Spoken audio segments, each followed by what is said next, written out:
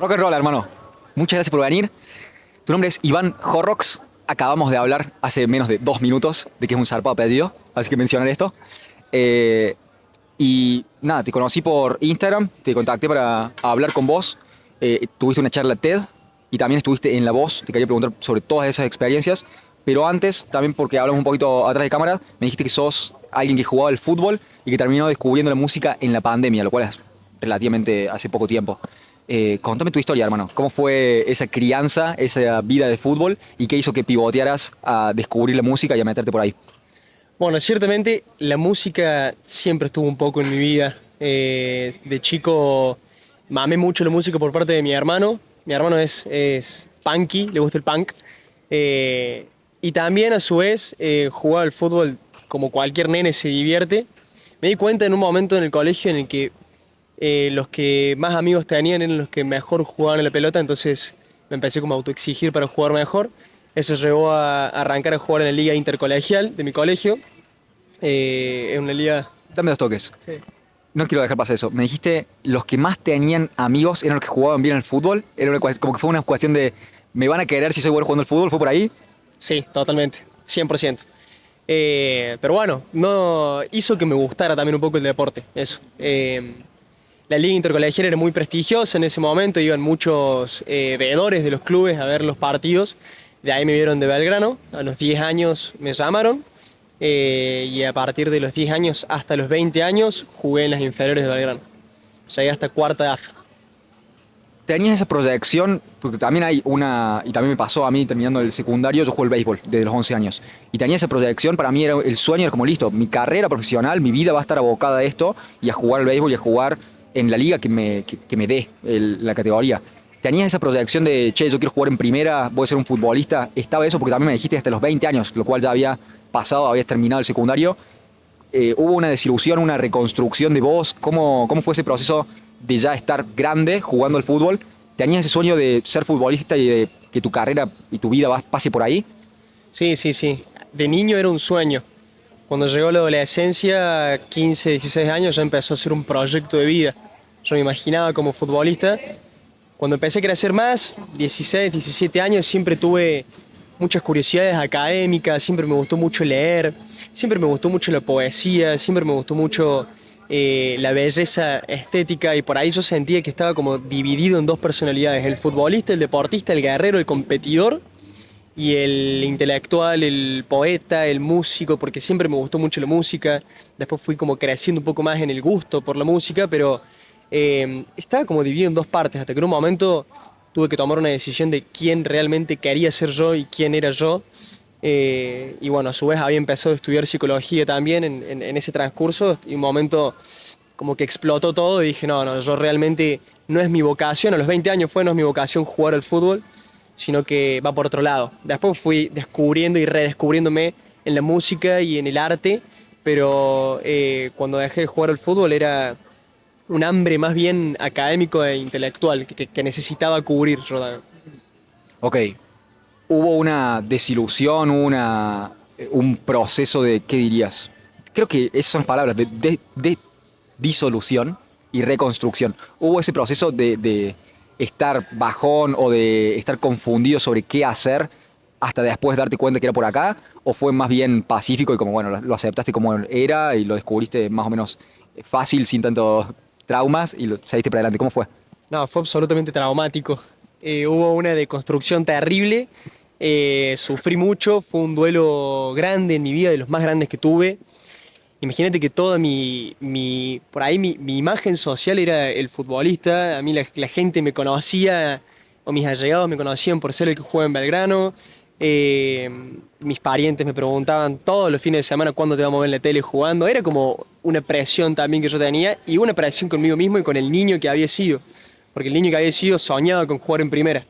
Eh, Me di cuenta de más grande, fue una deconstrucción, fue un cambio de vida, de proyección, de una madurez también ciertamente en mi vocación, que conllevó un duelo importante, pero que bueno, obviamente todo se fue, nada, reconstruyendo, ¿no? Sí, y salió bien. Hermano, súper bien. Creo que si son 4 años en la música y ya diste una charla TED sobre música y estuviste en La Voz, no vas tan mal, hermano. Creo que, y tenés tu música en Spotify, me contaste, mostrame toda esa beta artística, cómo empezaste a tomar clases o a meterte en la música, cómo fue todo ese proceso. Bueno, ciertamente no fueron 4 años, fue un año en la música. Porque yo dejé el fútbol en el 2023. Ese año me dediqué solamente a estudiar. Fui de viajé, tenía ganas de conocer otras partes del mundo, hice un work and travel de 3 meses a Costa Rica. Disfruté un poco más la vida porque yo nunca había vivido una adolescencia común, sino que siempre era acostarme temprano porque el otro día tenía que entrenar o tenía que jugar. Entonces disfruté ir al campo con mis amigos, disfruté de viajar en el verano, disfruté de, no sé, hacer planes con mi novia. Yo estaba de novio en ese momento. En el 2024 corto una relación de 2 años y también fue un duelo interesante. Y ahí me amigué mucho con la composición. Dije, era tanto las emociones que yo tenía dentro mío que la forma más precisa de poder sublimarlas y de hacer un duelo correcto era a través de la música. Entonces yo arranqué a escribir lo que me pasaba, como modo también, valga la redundancia, de sublimarlo. Me pareció muy interesante lo que me generaba eso, porque para mí, en momentos de mucha tristeza, de mucha añoranza por mi pareja, yo estaba muy mal, escribí una canción, terminaba la canción, decía, la puta madre, qué temazo, y me ponía feliz de vuelta. Entonces, ese proceso me hacía sentir muy bien, me empecé a mirar más con el instrumento. Yo había arrancado a tocar la guitarra en pandemia, eso sí, pero tocaba en el living de mi casa. Empecé a amigarme más con la guitarra, empecé a amigarme más con las canciones, con interpretar las canciones, con interpretar la letra de las canciones. Empecé a subir videitos en TikTok en el 2024 y bueno, empecé a subir de seguidores y cada vez un poquito más de reconocimiento. Y en el 2025 sucede todo esto, ¿no? El año pasado estuve en La Voz Argentina, tuve la posibilidad de dar una charla TED acerca de mis composiciones. Mi primera canción en Spotify salió en el 2024, a finales de 2024. Entonces fue muy, muy cortito el proceso y el tiempo, pero que se dieron cosas muy lindas, así que nada, esto sigue, todos los días sigue. Capaz estoy llegando al final de la charla, estoy embarrando absolutamente todo lo que estamos hablando, pero ¿cuál es la proyección, hermano? Volviendo a esto de la reconstrucción de quién sos, quizás nos vamos construyendo, ¿qué dirías? Disolviendo y reconstruyendo constantemente y nunca es algo estático y algo establecido. Volviendo al punto, por mucho tiempo pensaste que ibas a ser un jugador de fútbol y hoy estás lejos de eso y estás contento y sos quien sos. Ahora, ¿cuál es la proyección hoy? ¿Te gustaría ser un músico reconocido? Más allá de la fama, y no veo que haya nada malo en la fama, es una cuestión de, más allá de la validación, ¿te gustaría que tu música llegue a muchas personas o le sirva o le guste a muchas personas? ¿Es esa un poco la visión o cuál es? ¿Qué es lo que te llenaría? Sin duda que sí. Uno de mis más grandes sueños y a su vez uno de mis más grandes objetivos, porque estoy trabajando día a día para lograrlo, es que la mayor cantidad de personas que Dios quiera conozca mi música y se siente identificada con mi música. Eso es lo que más busco. Que la gente con mis propias letras pueda decir, che, me pasó lo mismo, o pueda vibrar a partir de mis composiciones. Que para mí la palabra composición le queda muy grande porque yo nunca estudié música, ni nunca estudié guitarra, ni nunca estudié absolutamente nada. Es simplemente por amor al arte, literalmente. Pero bueno, no dejan de ser canciones que hago yo y me encantaría que la gente se siente identificada con mis letras, por lo menos. A su vez también estudio psicología, ya me queda muy poco para recibirme, estoy en el último año. Y es una carrera que amo y es una carrera que le tengo mucho respeto. Y, y hoy en día, si me tengo que proyectar, sí me proyectaría como un músico, un cantante, psicólogo, pero uniendo un poco las dos cosas porque creo que ambas cosas también se pueden llegar a complementar, pueden llegar a fusionarse y a crear algo, un proyecto lindo. Tengo toda esa duda. ¿Cómo ves que se complementan? ¿Cómo lo conceptualizás hoy por hoy? ¿Es una cuestión de diseñar las letras para que toquen cierto punto a través del conocimiento que tenés vos de psicología? ¿Es una cuestión de querer acompañar a una persona en sus emociones o de integrar tus propias emociones en la canción a través del conocimiento que tenés de la psicología para tu propia psicología? ¿O cómo es que encontrás que se complementan estas dos áreas? Mira, he pensado mucho al respecto de esto. Hay una frase creo que es de Facundo Cabral, no estoy seguro, pero creo que o es de Alejandro Dolino o de Facundo Cabral. Siempre me confundo en la autoría de esta frase, pero es que la realidad del artista, dice, es tan insoportable que tiene que transformarla en poesía para poder mirarla y aceptarla. ¿Qué pasa? Por ahí en terapia se ve mucho esto, las conductas y los comportamientos a partir de una realidad que por ahí no se acepta, que se llama síntoma en psicología eso. Cuando la persona sintomatiza es porque, bueno, tiene algo inconsciente que está tratando de salir a la luz y que no lo puede por ahí aceptar. Yo creo que la música logra un poco eso. Es como si una persona fuese una esponja que está llena de agua y la música lo que te ayuda es apretar esa esponja para que salga todo el agua y vos puedas ver lo que hay dentro tuyo. Porque muchas veces que por ahí con letras de canciones, cuando uno las escucha realmente y las siente, se da cuenta de emociones propias, de realidades propias que por ahí con otro tipo de arte, con otro tipo de disciplina, no es tan fácil verlas. A mí me pasa mucho con Oración del Remanso, es una canción de Jorge van der Molen, un chamamé, que yo escuchaba la letra dice, Cristo de las redes, no nos abandones, como que la persona se pone mucho en el lugar de la pobreza, del sufrimiento y pide por favor a su Dios que le ayude a soportar la realidad de la vida. Y cuando la música te pone en ese lugar de reflexión, en ese lugar de mirarte un poco desde arriba, te ayuda a darte cuenta de un montón de cosas, que a su vez también lo que busca la psicología. Entonces yo tuviese que responder tu pregunta, quizás poder diseñar las letras para que en la gente que lo escuche despierte cierta emoción que lo ayude a procesar mejor distintos duelos, distintos problemas de la vida, distintos felicidades, amores, lo que sea, pero es como es una ayuda para procesar la vida. Bien, encontré dos cosas ahí. Una era la que terminaste de decir, que es una forma de procesar lo que sea que estén pasando, pero de alguna manera tenés la voluntad de que sea una herramienta de introspección. Una vez que escuches esto, te va a hacer recuestionar qué es lo que te está pasando o quién sos realmente. ¿Es por ahí? Sí, sí, sí, totalmente. Creo que es la música, bueno, hay una disciplina que se llama musicoterapia que también es conocida dentro de la psicoterapia, pero que sí, la música es una gran herramienta para la introspección, una gran herramienta para el duelo, una gran herramienta para visualizar las emociones. Quiero cambiar un poquito de tema y preguntarte, siendo que estás en quinto año de psicología, ¿te queda uno más? ¿Es correcto? ¿Uno más y la tesis o la tesis únicamente? Uno más y la tesis.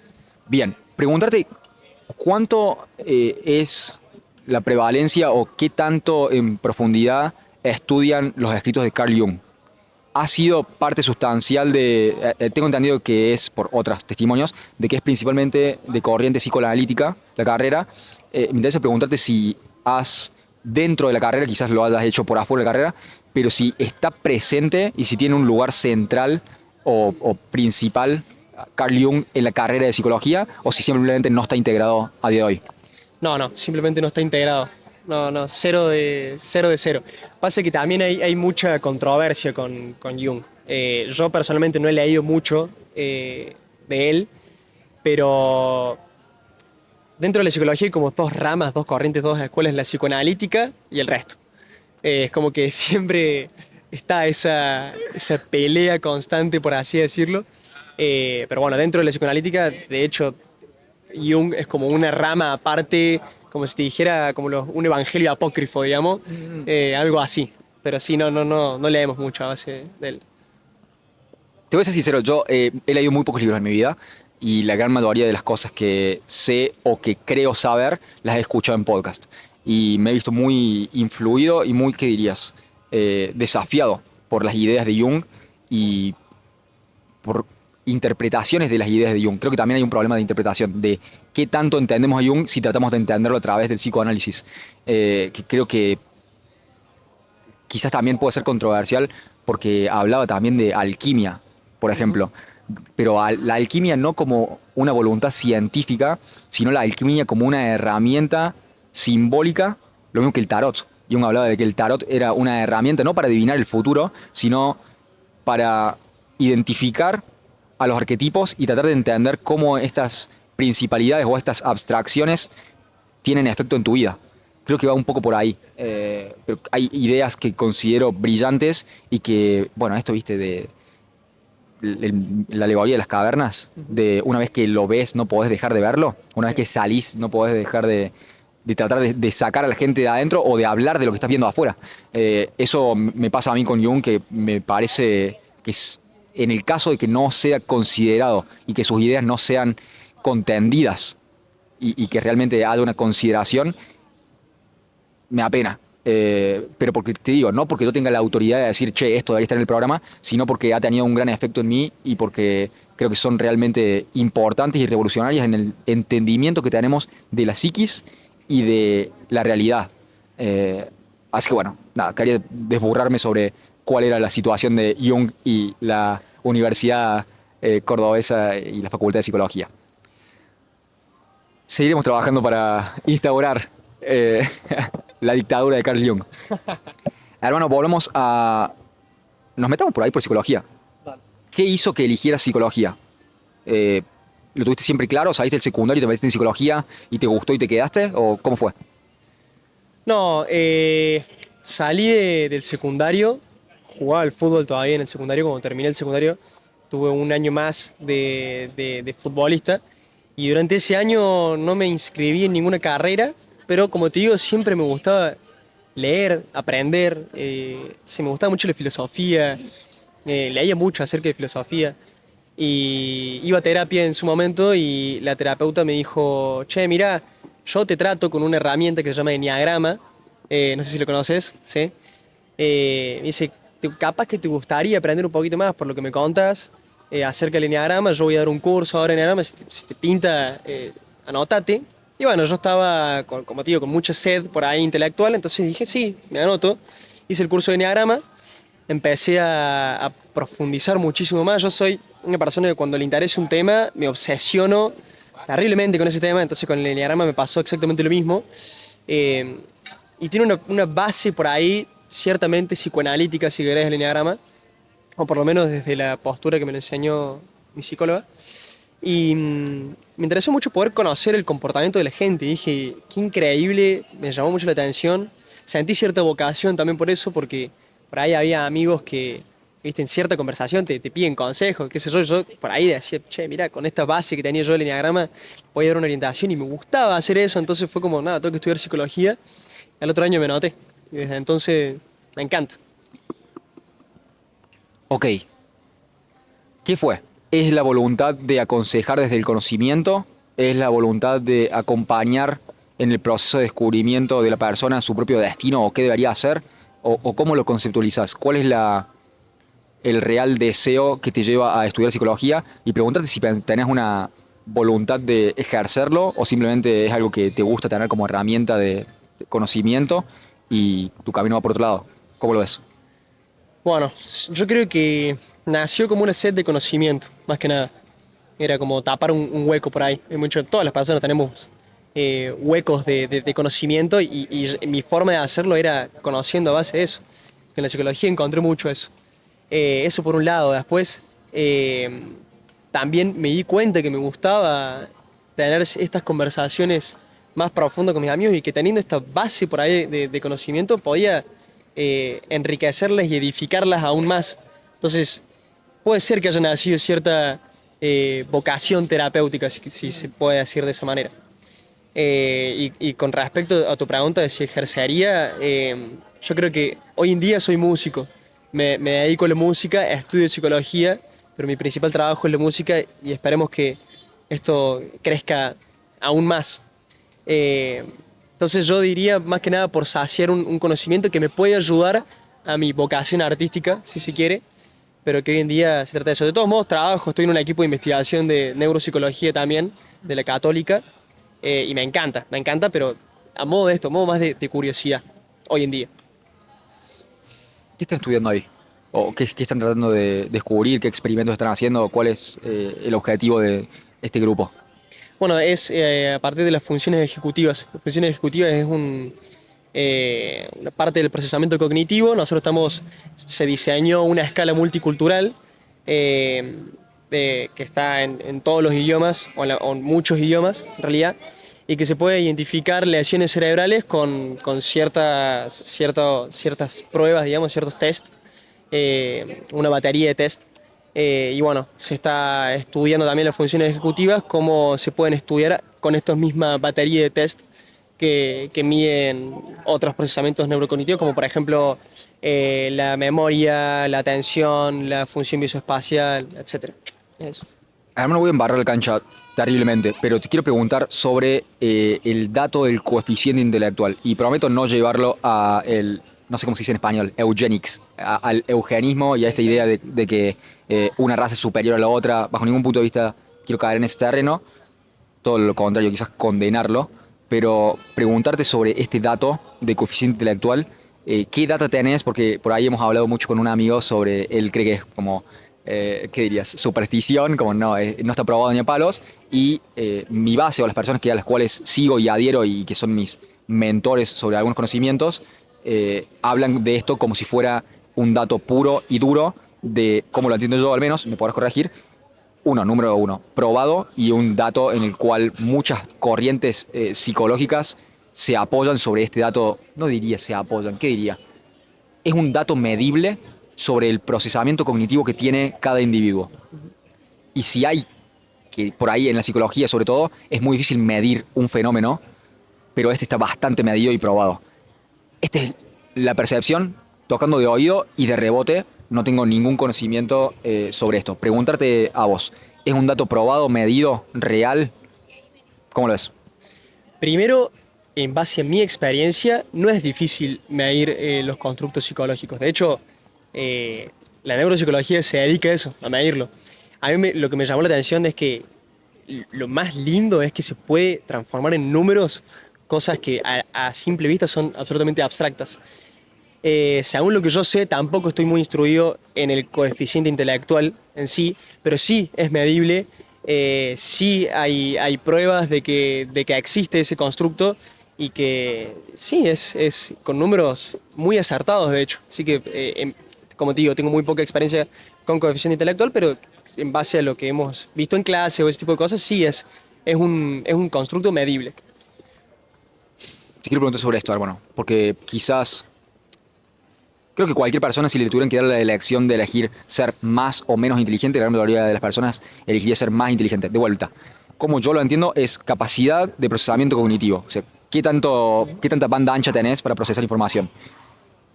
Pero tenemos un problema en cuanto a la base de nuestra sociedad occidental está basada en esta idea de la igualdad ante la ley, de la igualdad del valor intrínseco de cada persona. Esta idea de, yo lo llevo más atrás a la Biblia en cuanto a cada hombre y mujer están hechos a imagen y semejanza de Dios.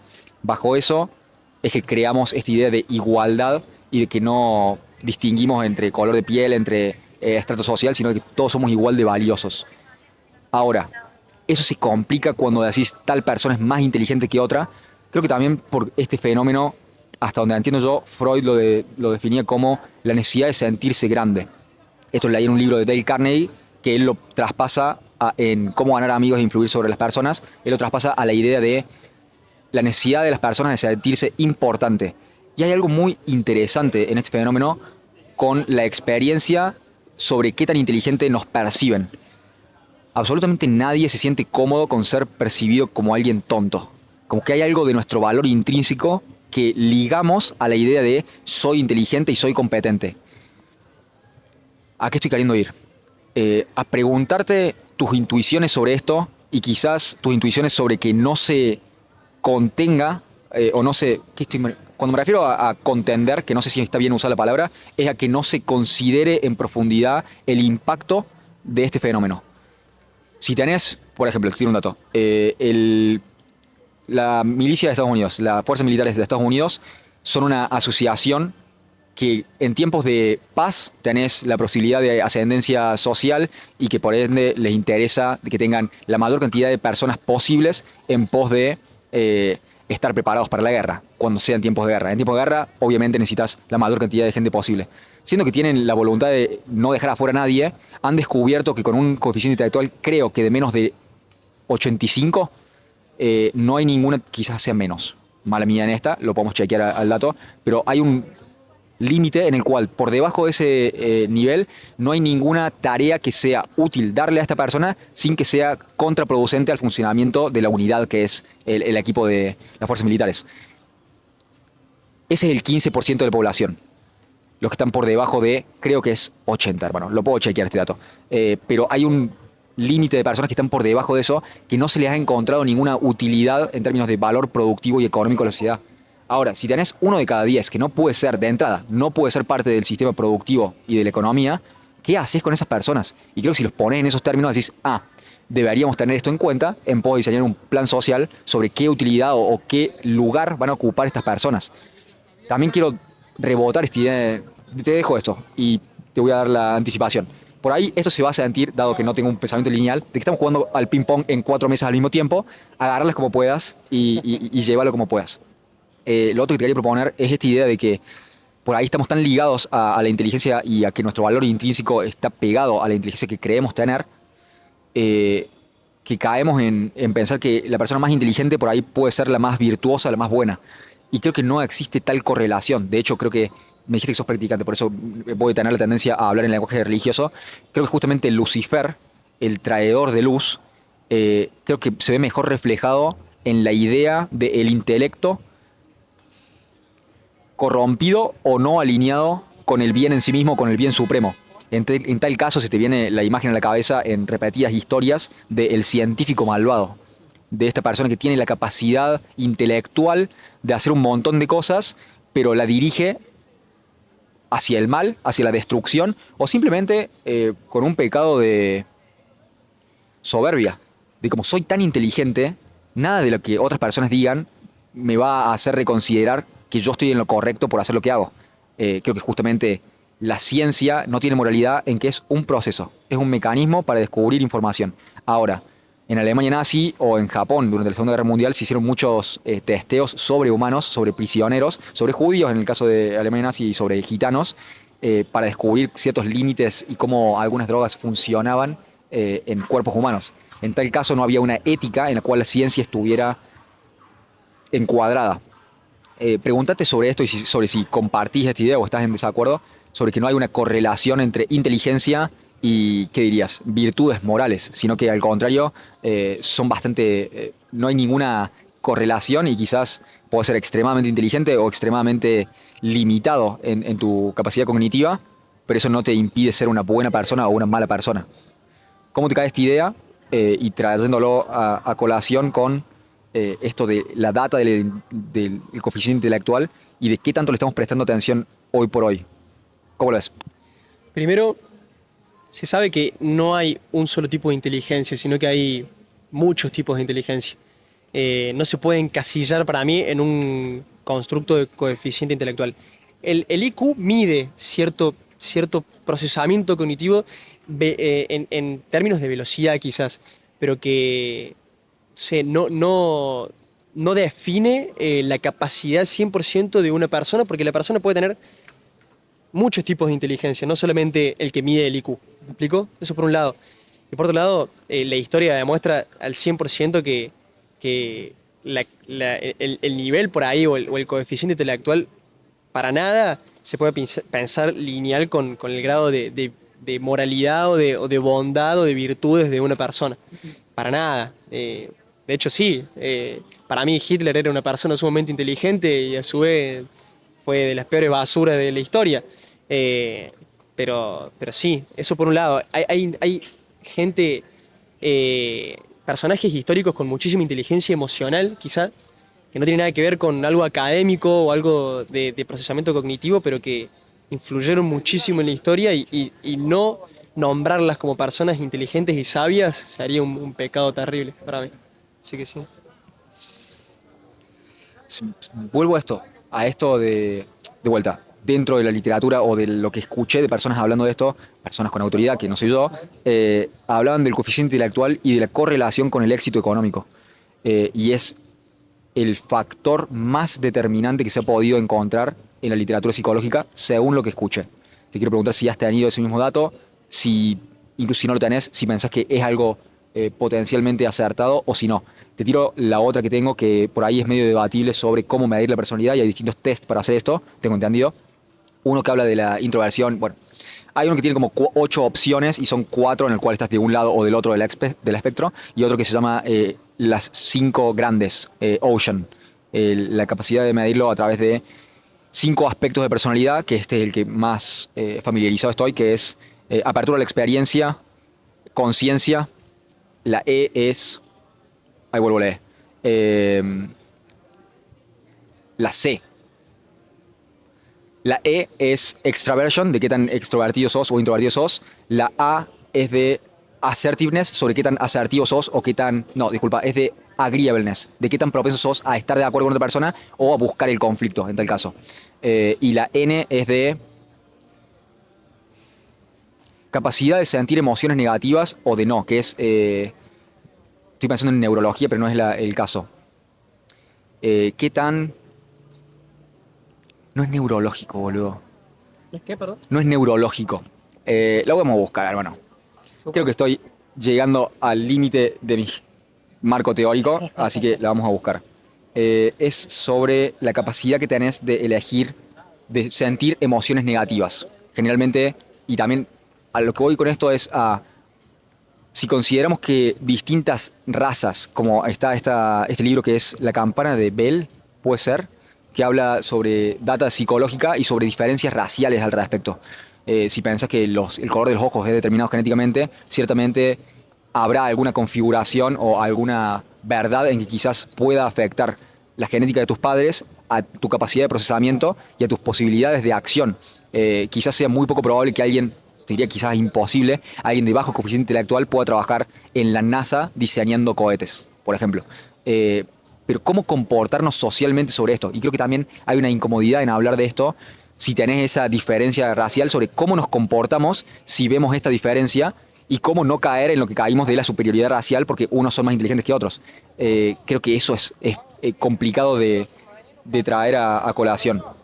Eh, bueno, luego tenés que buscar al nombre porque no lo tengo. Se me viene neurología, pero no es neurología, boludo. Es la capacidad de sentir emociones negativas o estar menos afectado.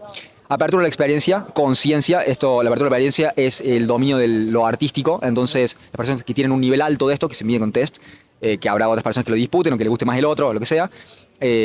Apertura de la experiencia es el dominio de lo artístico. Si tenés poco, sos más cuadrado, póngale. En términos de conciencia, son las personas que son ordenadas. Cada uno se divide en 2 subaspectos de personalidad. Sobre si sos una persona ordenada y si sos una persona laboriosa, digamos.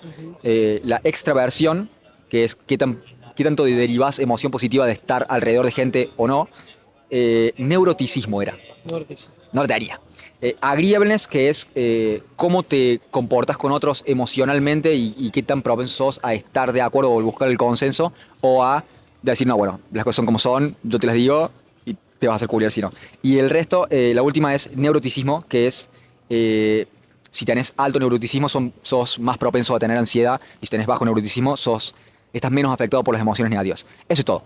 Volviendo al punto, preguntarte qué tan importante pensás que es esto para entenderte a uno mismo o si pensás que es una cuestión más de, no sé, no quiero tocar ni herir sensibilidades, pero si pensás que es una cuestión más de como la astrología, de bueno, mira, este es tu guía de cómo debería ser, ¿cómo pensás que deberíamos o cuáles pensás que son las herramientas principales para tratar de entendernos y de tratar de entender a otras personas? ¿Cuál pensás que es la herramienta que más te ha servido, que más te ha sido útil? El eneagrama es una que, hasta donde entiendo, y no tengo una literatura, un entendimiento profundo sobre esto, te marca ciertos comportamientos o arquetipos sobre qué tipo de personaje sos más propenso a encarnar.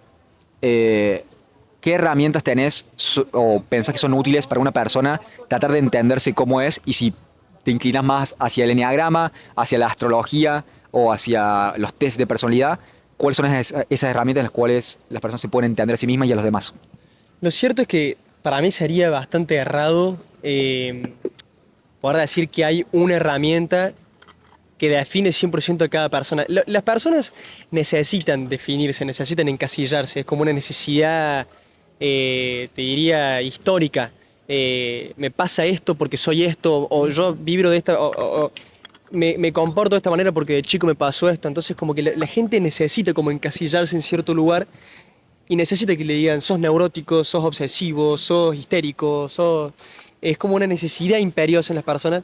Lo cierto es que para mí cada persona es un mundo y la mejor manera que encuentro yo para que las personas nos podamos entender y entender a las demás es aquella con la que a uno mejor le vaya. No hay una fórmula secreta, una fórmula mágica. Sí te diría la terapia, por supuesto. Para mí todas las personas en el mundo deberían hacer terapia porque ayuda mucho a esto. Pero más allá de eso, es donde cada uno se siente más identificado. Porque donde se siente más identificado es donde más se va a poder conocer a sí mismo y no hay uno para todo el mundo. No existe, sería una mentira porque todas las personas somos un universo muy complejo. Cada persona es un universo muy complejo. Entonces, yo diría que la respuesta sería es donde cada uno se siente mejor. Ahí está. Hermano, a eso me refería con lo complicado de la psicología, de que por mucho tiempo ha sido considerada una pseudociencia, Sí. es que por ahí terminás en esas conclusiones de es súper difícil entender cómo se configura una persona adentro.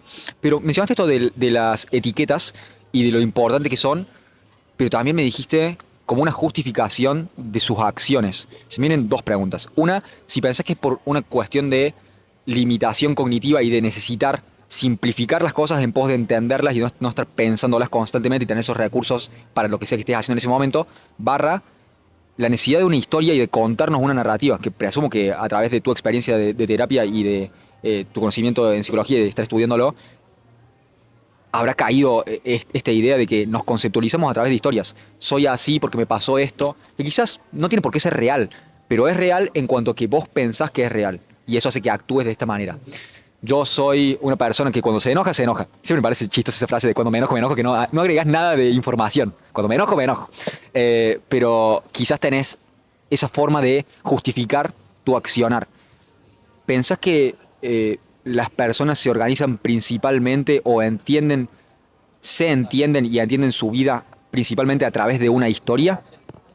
Sin duda que sí, y además es muy incómodo el impulso en las personas, para todos, ¿no? Creo que cuando todos hacemos cosas por impulso, todos nos comportamos muchas veces o la mayor cantidad del tiempo por impulso. Y a veces eso lleva a ciertas dificultades en la vida y es muy incómodo para las personas no saber por qué hice eso, por qué reaccioné de esa manera, o por qué me comporté de esa manera, o por qué tengo este vacío que no sé ni de qué. Hay muchas personas que tengo un vacío que no sé ni de dónde viene, tengo todo, tengo familia, tengo trabajo, tengo comida todos los días, pero a su vez me siento esa sensación de invisibilidad de los problemas o de los comportamientos o de los motivos, para todos nos es muy incómodo. Entonces creo que sí, las personas se entienden mucho mejor relatándose historias, justificando su accionar con ciertas historias y con ciertos relatos. No todos son ciertos, no todo es tan 2 más 2 4, y menos en psicología, pero la gente le ayuda. Entonces yo no lo demonizaría, por así decirlo. Para mí está bien que la gente trate de buscar la salud mental desde ese lado. Eh, Pasa mucho con la astrología también, ¿viste? Yo soy Piscis, entonces seguramente para mí es terrible, pero bueno, yo no lo juzgo porque hay gente que realmente le favorece su accionar, le favorece a su tranquilidad, a su paz y a bajar ese grado de ansiedad que viene por esto, por no entender por qué actúo como actúo. Para mí, la salud mental empieza a gestarse, empieza a perfeccionarse por ahí, la higiene mental diría yo, cuando uno entiende por qué hace lo que hace. Sí, es muy difícil también saber si eso es verdad o no.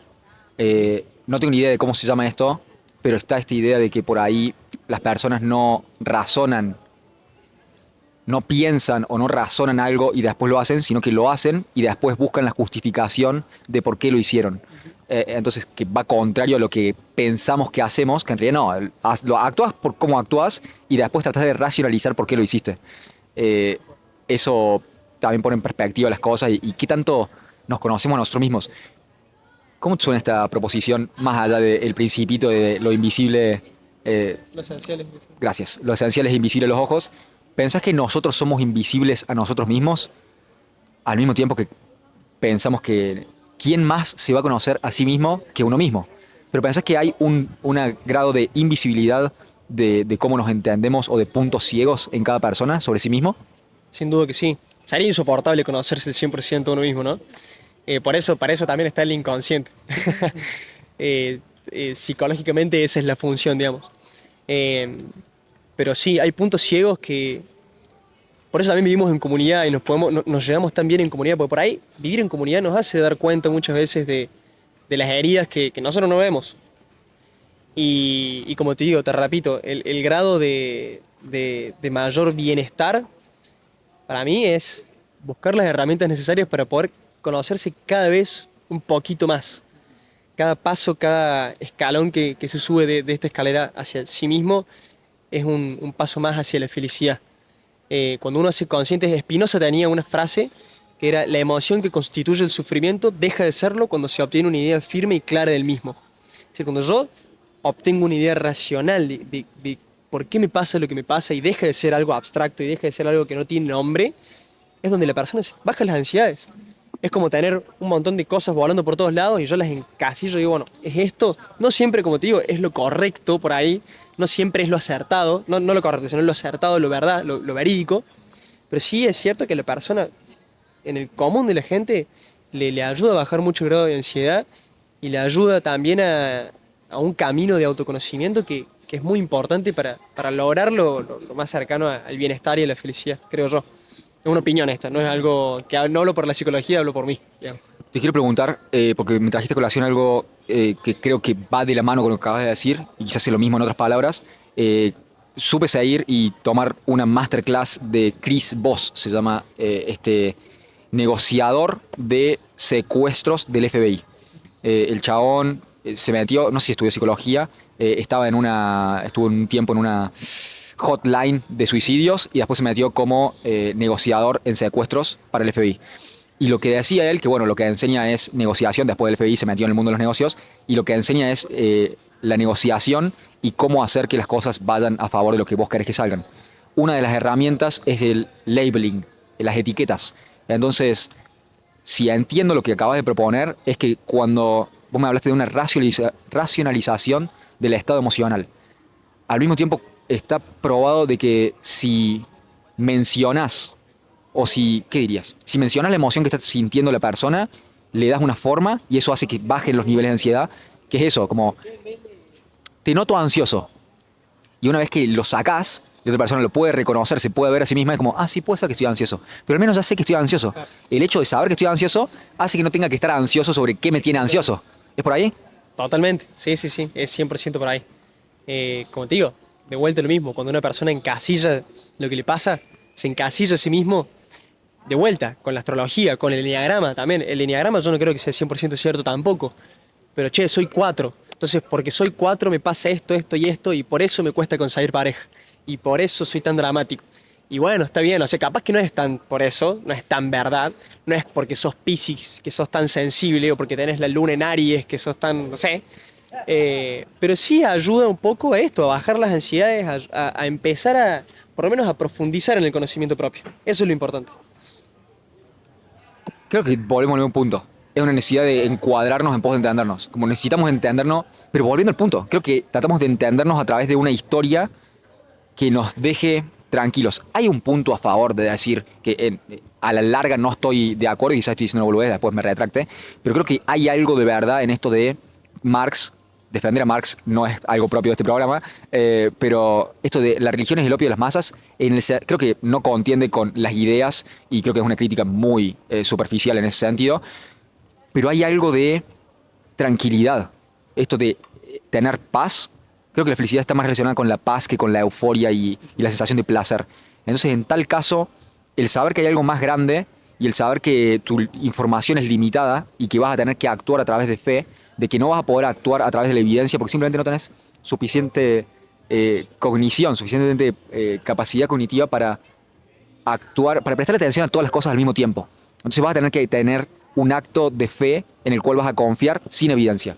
Siempre traigo a colación esto que es: estás acá sentado, me estás prestando atención y lo puedo determinar porque me estás viendo a través de tus ojos directamente. Han pasado cientos de personas acá atrás. No las conoces, no tenés ni idea de qué hay en sus corazones o en sus bolsillos. Presumís que por ser de Córdoba y por haber cruzado por estas calles y haber estado caminando, de que nadie de ellos tiene la voluntad de hacerte daño innecesariamente. Pero no tenemos evidencia de eso.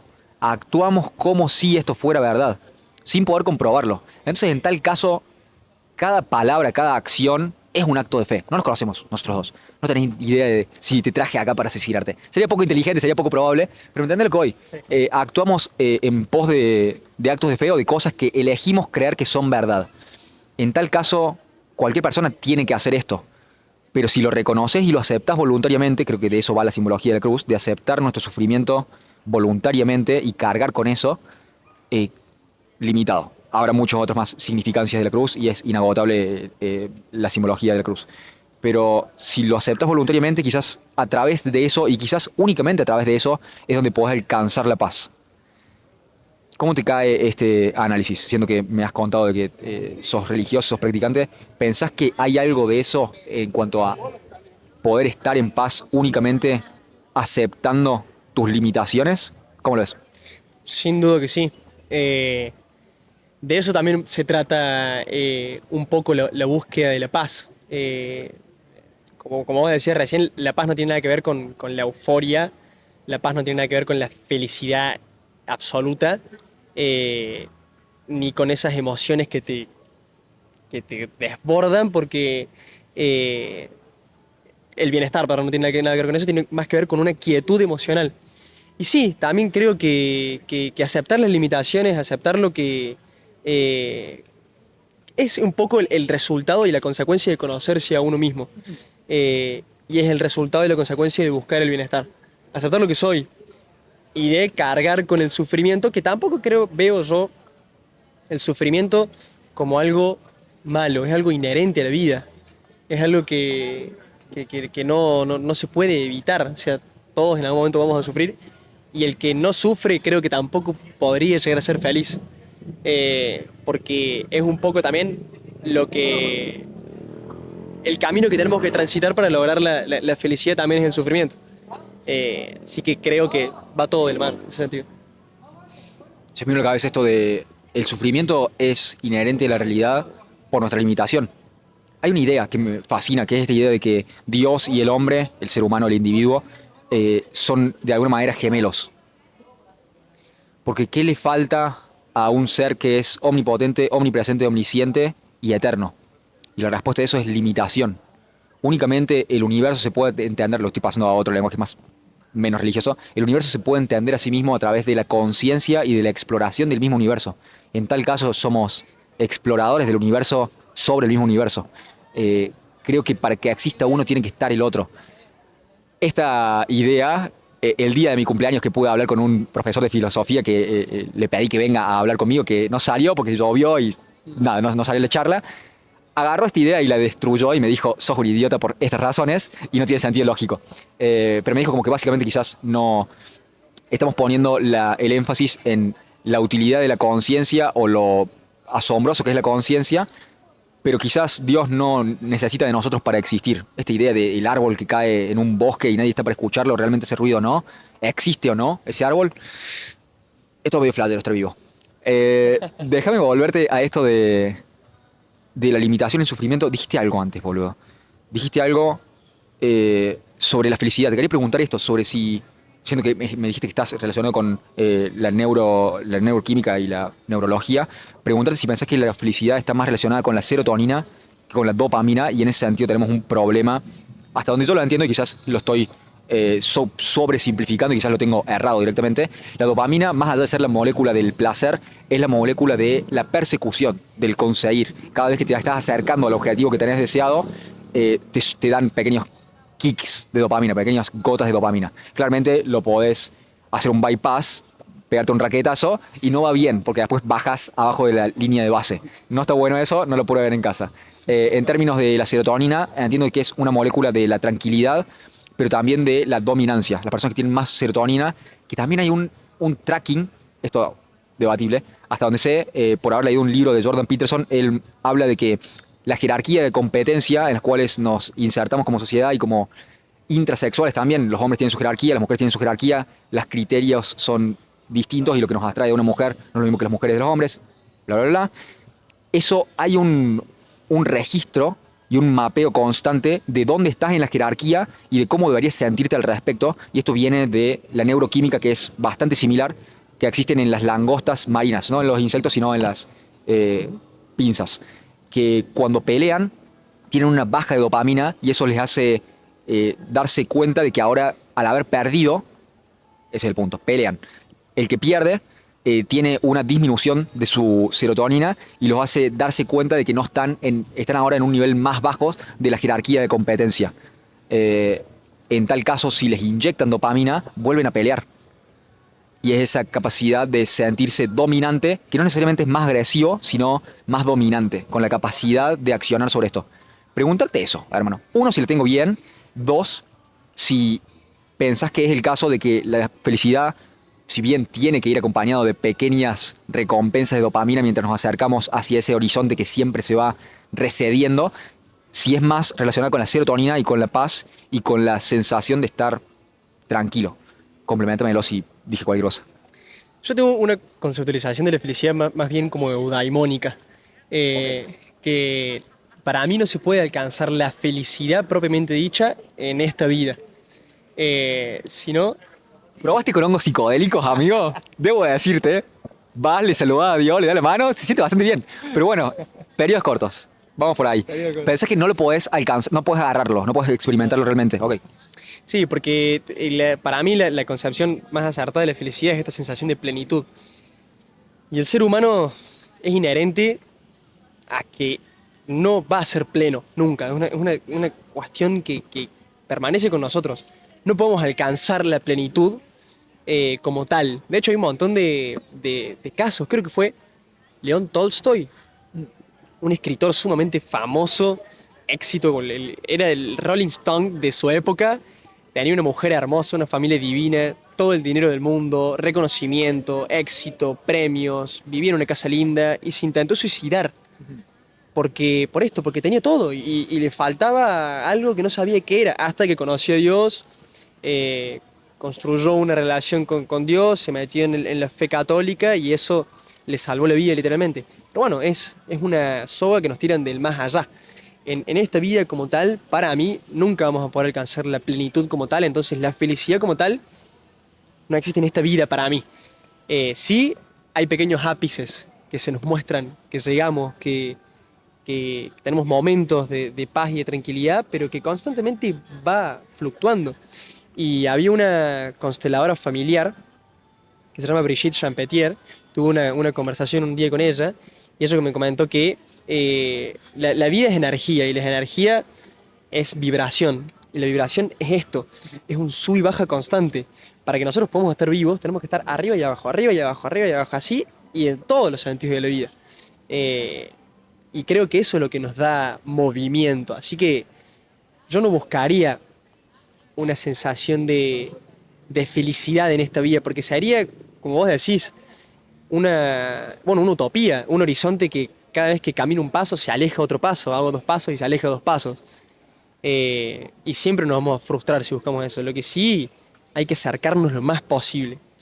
Pero para mí la felicidad como tal se consigue post-mortem. La eudaimonía, como te digo. No me gusta pensar en la vida después de la muerte. No es de mis tópicos favoritos. No por miedo a la muerte, sino porque me gusta pensarlo y encuadrarlo en esta vida. Quizás hay algo que me estoy perdiendo dentro del dogma o de la utilidad de que sea parte del dogma o del folclore o de parte de la idea del sacrificio, de hacer bien las cosas para que en otra vida te vaya bien. No sé. Pero estoy de acuerdo con vos en términos de no estamos diseñados para la felicidad. Estamos cableados para sobrevivir. Y es más, ese vacío existencial, una vez que tenés hambre o te tiran en la selva y tenés que sobrevivir, se va rápido, hermano. Pero una vez que tenés todas las bases cubiertas y así, listo, lo logré. Entonces, no, oh no, otro Everest acaba de aparecer sobre mí. Y sí, no estamos diseñados para estar satisfechos, sino como estamos constantemente viendo cuáles son las amenazas, de dónde vienen, en pos de mantenernos con vida. Y en ese sentido, es interesante, de que no estamos diseñados para estar contentos y satisfechos, sino de siempre ver qué más, cómo puedo estar más seguro, cómo puedo estar más mejor. Pero si te quedas encerrado en eso, creo que es terrible. Pensá, Mark Zuckerberg. Bueno, está bien, tiene su búnker en caso de que haya bombas nucleares, pero siempre hay algo más. Siempre esta comida que me están dando. Porque te puedes llegar a la paranoia, y creo que este es el punto también, cuando por ahí hablo de tenés a Dios o tenés una infinita cantidad de becerros de oro, pero generalmente se tapa ese vacío de la moralidad que encuadra el comportamiento individual y social, porque creo que la moralidad encuadra el cómo deberíamos comportarnos como sociedad. Ahora, rompes Dios, rompes lo bello, lo bueno, lo real, decís, no, bueno, todo es relativo y vos tenés tu verdad, yo tengo la mía. Perfecto. ¿Qué va a reemplazar esa principalidad? Y generalmente es el poder. Si peleamos únicamente por el poder, como en un estado comunista, vas a estar constantemente paranoico porque no vas a saber si la comida que estás comiendo ha sido envenenada o no, si esta agua está diseñada para matarte o no. Y si querés hacer eso, podés jugar ese juego en tiempo limitado, porque vas a caer en una paranoia total que te va a petrificar. No puedes hacer nada. Entonces, en tal caso, no es evolutivamente deseable estar en un estado de paranoia. También por los recursos cognitivos que quemás. Pero sí, creo que al menos he encontrado en mi vida, y no soy el mejor practicante y no voy todos los domingos a misa, aunque debería retomarlo, creo que encuentro cierto consuelo, cierta fe en que existe la idea de lo bello, lo bueno, lo real, y está esta idea de el summum bonum, la suma de todo lo bueno es Dios. Me gusta pensarlo como no la suma de todo lo bueno, sino la raíz de todo lo bueno, la raíz de la raíz por la cual puede existir algo como el bien en sí mismo. Y creo que si tenés eso, al menos también en mi experiencia personal, pero también en la observación de los demás, suelen ser personas más amables y más pacíficas, independientemente de qué también les vaya económicamente. Como cada vez que voy a la iglesia y a misa, es como, pueden darse la paz y es, dame un abrazo vieja, estoy chocho de verte, qué lindo verte este domingo. Hay una sensación, bueno, esta idea del gozo también, pero pensé que es una precondición el tener estos actos de fe o la idea de que existe algo como el bien en sí mismo, una precondición para poder alcanzar a tapar al menos lo más que se pueda ese vacío existencial. ¿Cómo lo ves? Sí, para mí sin duda que sí. Eh, yo no creo que Dios venga a tapar un vacío existencial, porque lo que tapa un vacío existencial es irte un domingo en un yate con 4 botellas de champán y un grupo de amigos. Eso tapa un poco el vacío existencial, o bien el hambre que tiene una persona que está sobreviviendo en la selva. Eso tapa el vacío existencial.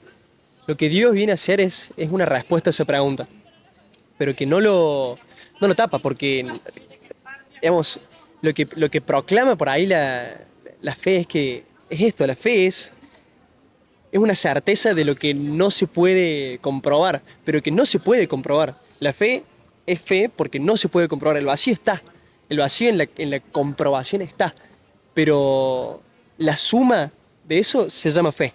Cuando vos traes a Dios a colación y traes a ese ser divino y que sobrepasa lo humano, es una respuesta a ese vacío. Pero que deje el vacío ahí, lo deja más tranquilo, lo deja en paz, lo deja conforme, pero que lo deja ahí.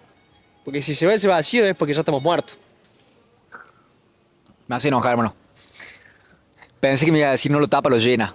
Pero no, vos me decís el vacío va a estar siempre. Banco. Banco. Quizá tengamos definiciones distintas sobre el vacío también y qué representa, pero creo que el vacío representa, se ve expresado, mejor dicho, en cuanto a ansiedad principalmente, y nihilismo, de si pensás que no hay nada importante y no hay nada valioso, ¿por qué estar acá? Y ansiedad si pensás que no sé qué hacer, no sé qué está bien, tenés miedo de morir, porque no estás tranquilo de que va a estar todo bien, incluso si te morís, o que hay algo más importante, o hay un plan divino. Si no tenés ninguna de esas ideas para atarte, creo que se expresa de esa manera. A lo que yo me refiero con tapa o llena ese vacío existencial, es a que una vez que aceptás esto, este set de ideas, y te comportás, elegís voluntariamente aceptarlas, y te comportás de acuerdo a esto, no vas a sentir esa ansiedad. Creo que esa es la promesa. ¿Pensás que estamos en desacuerdo sobre esto? ¿Cómo lo ves? No, no, no. De hecho, sí. Es cierto. Por eso te digo que tranquiliza la concepción del vacío. Yo creo que ningún católico te va o sea, cuando vos te encuentras con un sacerdote, con una persona católica, nadie te va a negar cierto vacío, porque el vacío de vuelta, el vacío es lo que por ahí en todo ser humano es lo que primero está antes de buscar a Dios, ese vacío, y permanece, porque nosotros nos encontramos con Dios a través de buscarlo y lo buscamos porque tenemos un vacío, es como una consecuencia, un círculo vicioso.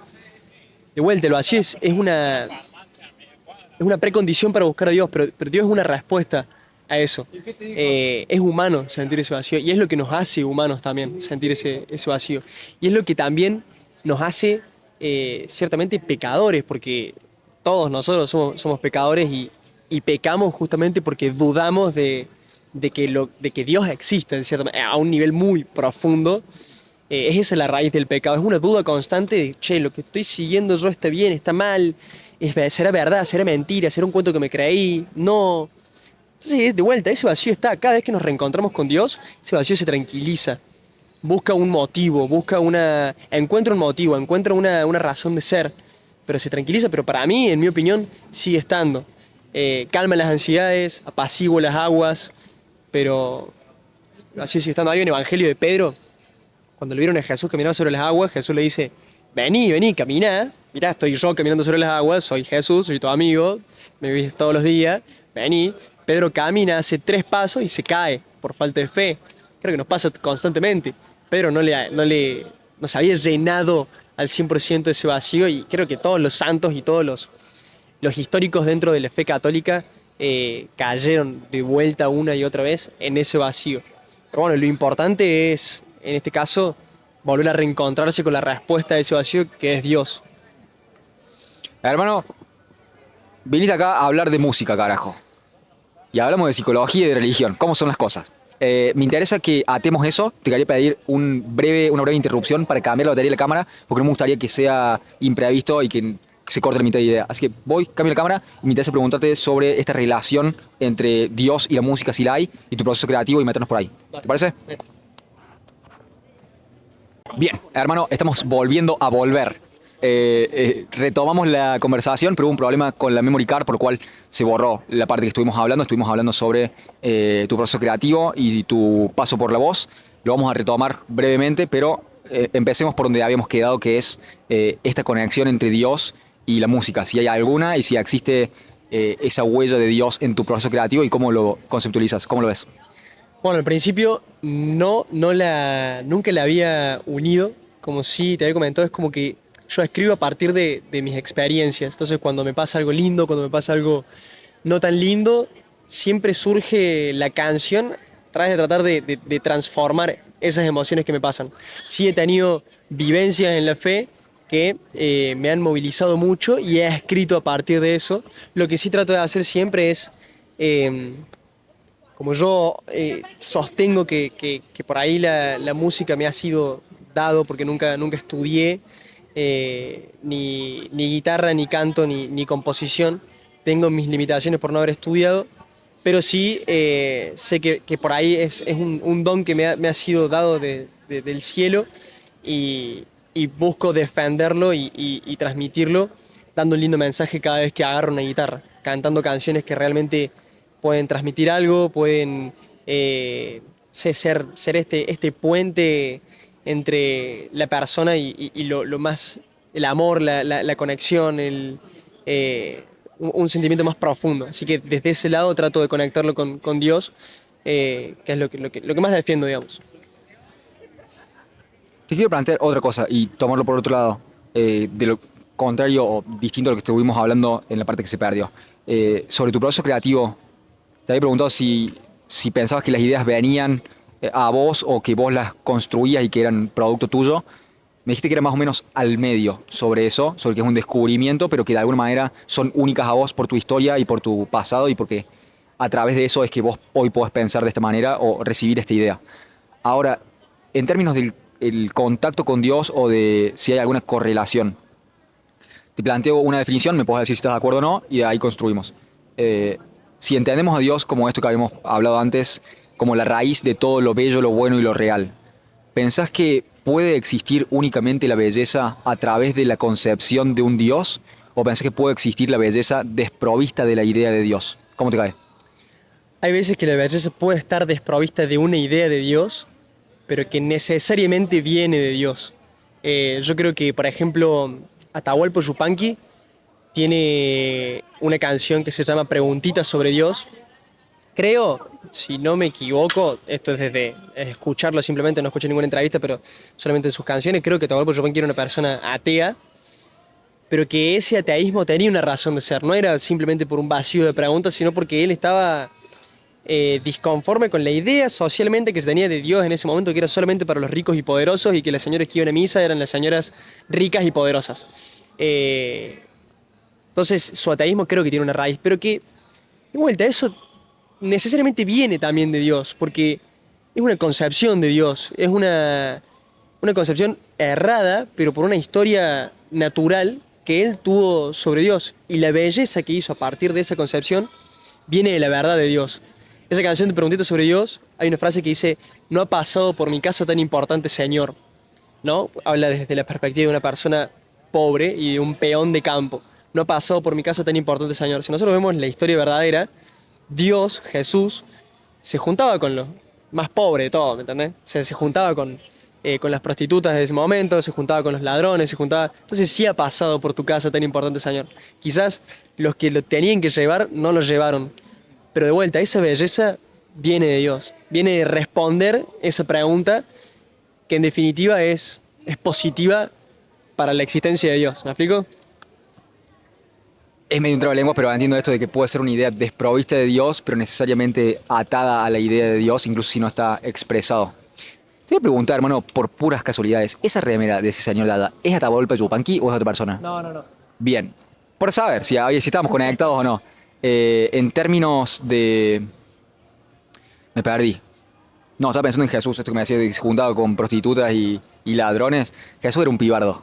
Como si lo traslucimos hoy, el chabón hacía el agua en vino, ¿me entiendes? Se juntaba Era con un prostitutas. tipazo. Un tipazo, Jesús. Bien, pegamos un volantazo, hermano. Vamos a esa experiencia de la voz. ¿Cómo fue? ¿Cómo accediste? ¿Cómo fue el proceso de casting adentro? La gente, contame todo. Bueno, yo en realidad cuando hicieron el casting presencial aquí en Córdoba no estaba en Estados Unidos de viaje, entonces no llegué a hacer el casting presencial. Lo hice por TikTok porque tenía muchos seguidores que me insistían en hacerlo. Yo tengo una comunidad linda en TikTok de seguidores donde subo covers y algunas composiciones propias de hace algunos años. Entonces tengo como mi comunidad armada que me insistían mucho que haga el casting por TikTok. Yo estaba un poco reacio de hacerlo, pero lo terminé haciendo y a la semana de subir el video me llamaron de Telefe comentándome que había quedado para hacer las audiciones de ciegas. Así que fue una alegría y una adrenalina increíble de las que nunca sentí en mi vida. Pero bueno, llegué a Buenos Aires a las 2 semanas de recibir ese llamado. Ya estaba en Buenos Aires haciendo los ensayos, parando en el hotel de los que vivimos en el interior, que queda ahí en Vicente López. Y nada, encontrándome con una experiencia totalmente novedosa para mí, que era un estudio de televisión con maquillaje, con vestuarista, con coach vocal, con productores, con gente que te asiste. Realmente te sentías un rockstar. Así que una experiencia totalmente adrenalínica y muy linda también. Hermano, contame ese momento en vivo cuando tenés que tocar la primera canción. ¿Cómo te sentiste y cómo fue la vivencia en ese momento? Viste que por ahí está la preparación para el momento, pero llega el día en el cual, hablan de fútbol, en términos de fútbol, el día del partido. Vos entrenás todos los días y toda la semana y todo lo que sea, pero llega el día de jugar la final y es el momento que importa. Y también está toda la presión. ¿Cómo lo viviste vos? ¿Hubo mucha presión? ¿Estabas en el momento concentrado? ¿Estabas quizás como... ¿Qué dirías? ¿Como testigo del momento, simplemente concentrado en lo que tenías que hacer y presenciándolo como desde el asiento del pasajero? ¿Cómo fue? Bueno, yo me conozco y sabía que iba a pasar muchos nervios. Entonces, desde el momento uno que elegí la canción y dije, bueno, voy a hacer esta canción, desde ese momento era un visualizar constante, practicarla absolutamente todo lo que respecta a la canción y tratar de hacerlo tal cual lo venía ensayando. Debe haber ensayado la canción 1000 veces antes de cantarla porque sabía que me iba a poner nervioso. El día de la audición de ciego fue el día que más nervios pasé en mi vida, dicho y hecho. Se le pasé, yo adentro mío, cuando estaba cantando la canción estaba pasando muy mal de la cantidad de nervios que tenía. Son totalmente entendibles esos nervios, porque era la primera vez que me exponía a algo de tal magnitud. Pero salió como salió porque la había ensayado 1000 millones de veces. Así que no me ganaron esos nervios, pero sí adentro mío era un caos mi mente, digamos, en ese momento. Gracias a Dios se dio vuelta Lucra y se dio vuelta la Sole. No me hicieron sufrir mucho porque fue ahí apenas arrancó la canción. Eh, Así que mucho nervio, pero después una experiencia bellísima y todo lo que vino después fue aún más lindo. Así que nada, totalmente agradecido por la experiencia. Contame de las próximas canciones, no sé cuántas más hubo, pero en la segunda vuelta, en el desquite, ¿hubo algo de esto? Porque se le pregunto a cualquier persona, estuve hablando con un campeón de kickboxing y le preguntaba lo mismo también.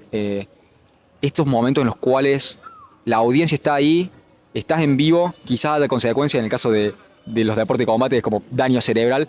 Entonces, si estás pensando en los nervios o estás pensando en vos mismo, en cómo te ves, si tengo un moco en la nariz, como si estás pensando en vos mismo, caes en esa espiral de paranoia y estar pendiente de vos y no estás concentrado en la tarea que tenés que hacer.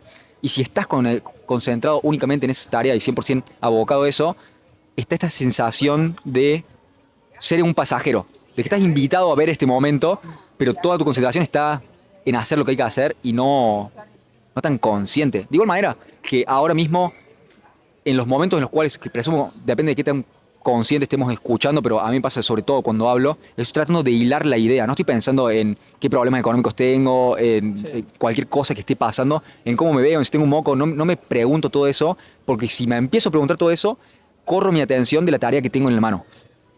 Te doy todas estas palabras para preguntarte cómo fue tu vivencia en la segunda vez que ya habías pasado esa colina de nervios. ¿Fue una vivencia similar a eso o de igual manera sentías que estabas ahí pero en otro lugar? ¿Cómo lo veías? Ciertamente, y esto lo comparto con muchos compañeros del programa también, la vez que más se disfrutó fue la tercera. Porque la segunda vez todavía no estabas acostumbrado al escenario, a esa presión, y además la batalla la cantas con otro compañero.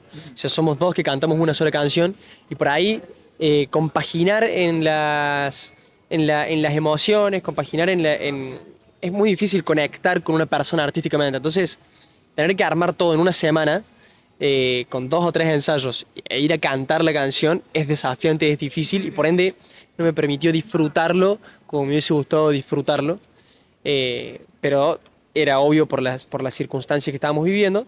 Pero la vez que más lo disfruté fue la tercera, que ahí sí canté una canción yo solo, yo estaba más acostumbrado al escenario, eh, estaba con un poquito más de confianza. El contexto que me tocó vivir alrededor de todo lo que pasó ese día fue algo maravilloso y que me llevó el corazón el resto de mi vida porque fue todo muy especial. Pero lo que más disfruté fue esa tercera vuelta. ¿Te sentías presente? ¿Estabas ahí? En la tercera vuelta sí. Sí, porque me tocó, te cuento, yo canté contra Milena Salamanca en la tercera vuelta. Milena es una folclorista que tiene un lindo recorrido y a la cual yo desde antes del programa ya veía mucho y admiraba mucho.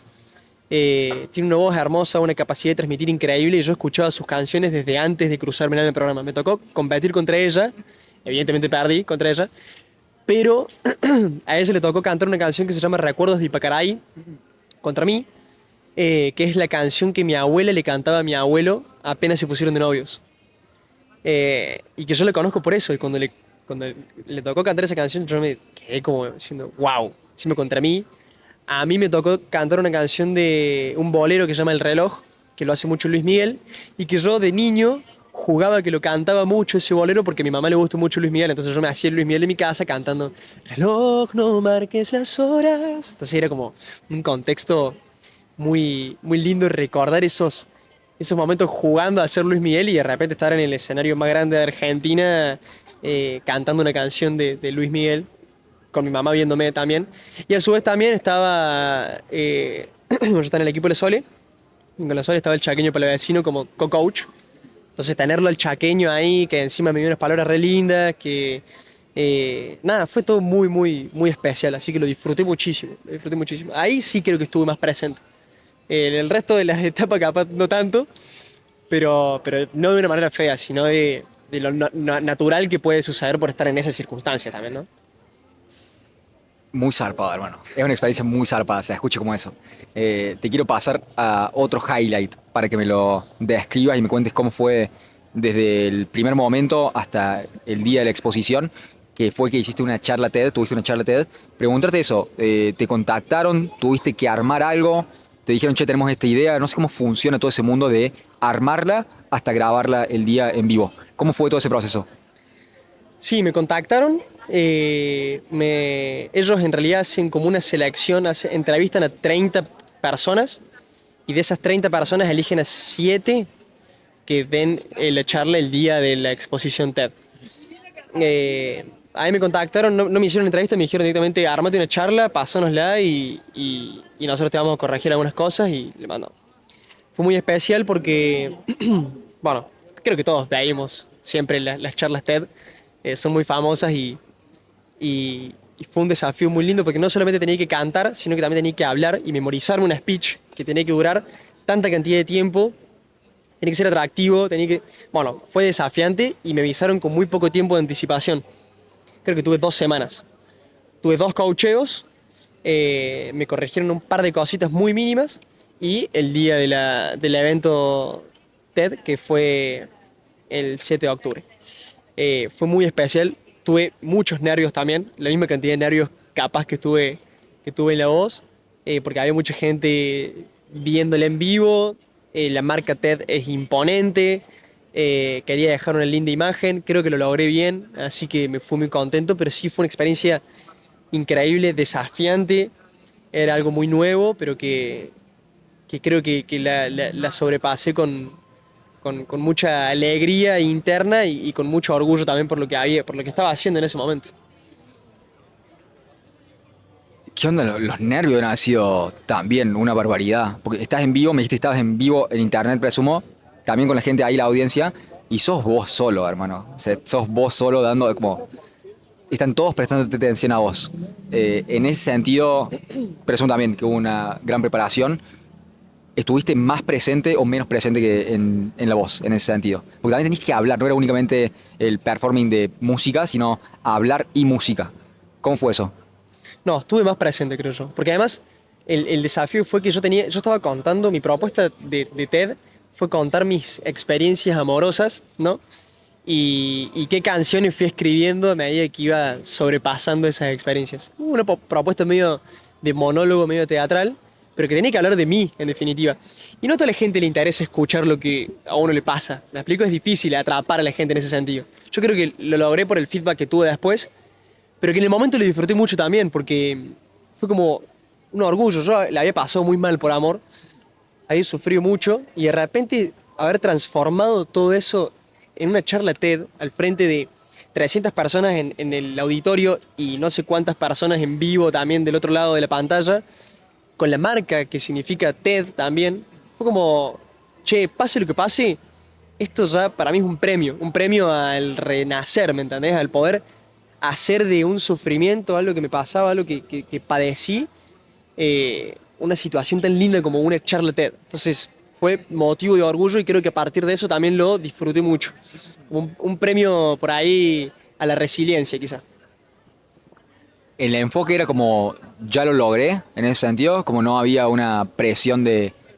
Como que ya ya lo habías logrado, ya habías llegado ahí, entonces ya era una cuestión de, esto es para mí, lo disfruto por mí, más que la presión de, tengo que hacer esto para que salga bien para esas personas. Un poco sí, un poco era el hecho de... No sé si ya lo logré, no lo diría como ya lo logré porque todavía no lo había logrado, todavía no lo logré. Pero sí voy a disfrutarlo porque yo estuve contando esta misma historia con lágrimas en los ojos, con mis amigos sufriendo, sin comer por días a causa de un duelo amoroso. Entonces voy a disfrutarlo porque ese pibe que estuvo en la cama llorando porque lo dejó la novia, ahora estaría mirándome con mucho orgullo, así que lo voy a hacer por ese pibe. Pibe, pasó hace 1 año, 2 años. Pero, pero sí, creo que un poco lo hice por eso, ¿no? Como para respetar al Iván que sufrió ese duelo y que hoy en día estaba transformándolo en algo tan grande. Muy zarpado, hermano. Cada tanto llegan esos regalos de, che, mira, moviste tanto el culo que hoy tenés este premio. Hermano, ha sido fascinante. Antes de dejarte ir, me interesa que me cantes algo y que compartamos un poco de música. Así que te voy a pedir, no vamos a hacer ningún corte. Busca ahí tu guitarra que está detrás de cámara, al lado de la cámara. Y rock and roll, vamos a ver que... ¿Tenés un tema preparado? No, la verdad que no, pero ahora vemos. Hermano, caíste igual que yo, no te voy a decir. Estamos así, lo vamos haciendo sobre la marcha como la vida misma. Eh, Necesitas que te dé la nota, que te afine, que te... No. Listo. No, La eso tenés vos. no. Avísame cualquier cosa si te puedo ser útil. No sé nada de música. Absolutamente nada. Voy a cantar una samba mía que compuse hace muy poco. Se llama Testimonio del Lerma. Esta samba surge porque misionando en Salta conocí a una pareja que me movilizó mucho internamente y que me inspiraron a contar su historia hecha canción. Así que, bueno, espero acordarme la letra. Esperamos que sí. Dice así.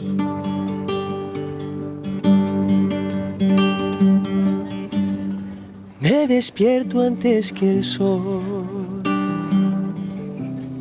Quiero comer esta noche. La vida no es nada fácil y no hay tiempo para llorar. Ni quien escuche mis reproches. Trabajo para vivir y vivo para trabajar. Quiero comer esta noche. Mi mujer se me enfermó. Mis hijos tienen que comer. Me dijeron que hay un Dios, mas no lo he visto por acá. Y si ha estado, pues se fue. La esperanza me han quitado y no sé pa' qué vivir. Mis hijos tienen que comer. Alguien me ha tocado la puerta. Alguien se acordó de mí. Tengo el rancho un poco sucio, qué vergüenza me da abrir. Quizás sea la muerte que me ha venido a buscar. Quizás me ha llegado al fin. No sé quién se ha interesado en venirme a visitar. ¿Quién se ha interesado en mí? Son dos jóvenes sonrientes con una luz especial que preguntan cómo estoy y a mí me cuesta responder. Hace tiempo no estoy bien. Tienen algo en su mirada que algún día yo perdí. Quisiera saber qué. Me han mirado fijamente.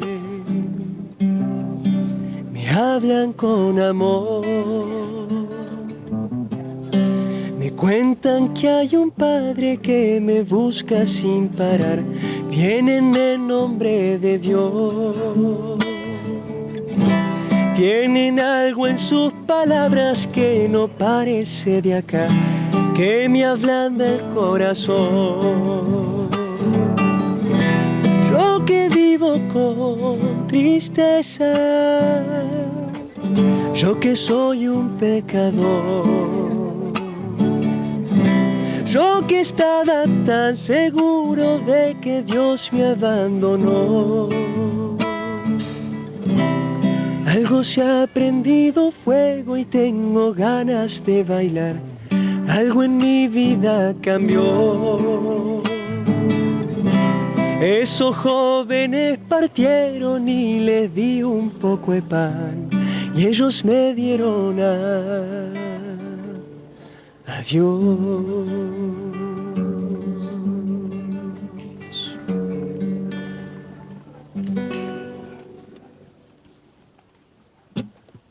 Fuego artificial, hermano. Sos un limado.